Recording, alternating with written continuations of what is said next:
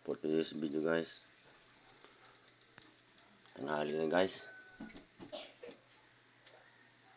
Luto tayo ng linagang karning baboy. Yan guys. Nakabili ng gulay. Kalimutan. Ganyan, ito na lang to.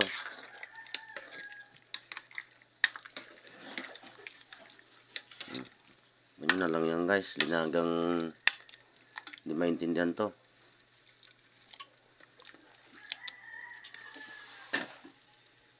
Meron ako dito konti lang eh. Yan o. Yung gulay, konti lang.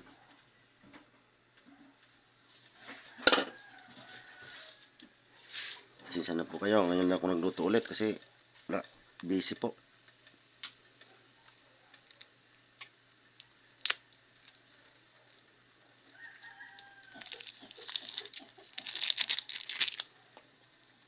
Pwede na ano.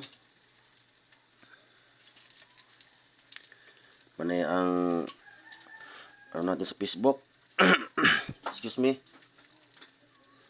Kasi dito ang tagal ng sahod. Kaya mas unahin ko pa yung trabaho ko muna kasi isa dito sa cellphone. Hindi naman tayo napapansin ni Algo eh. Minsan lang ako magluto. Yan, yung gusto lang manood sa luto ko, so, yung wala, yung ayaw. Ano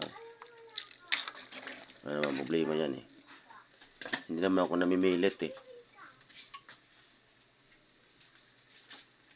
Yung gusto lang guys. Yan. Kasi kung pilitin mo yung isang tao na ayaw naman manood, eh, ayaw mo sila.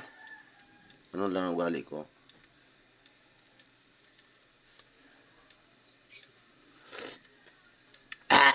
Mainit pala. Yan, pwede na guys.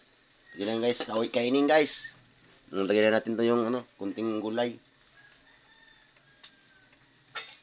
Yes, takpan ko muna guys.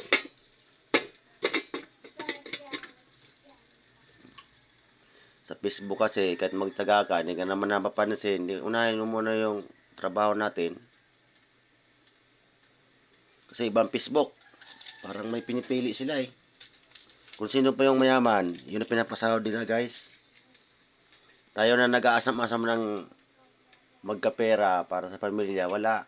Inuuna ni ano, yung ano eh, yung dati ng mayaman. Ganun lang. Patalastas ko lang yon. Totoo yan.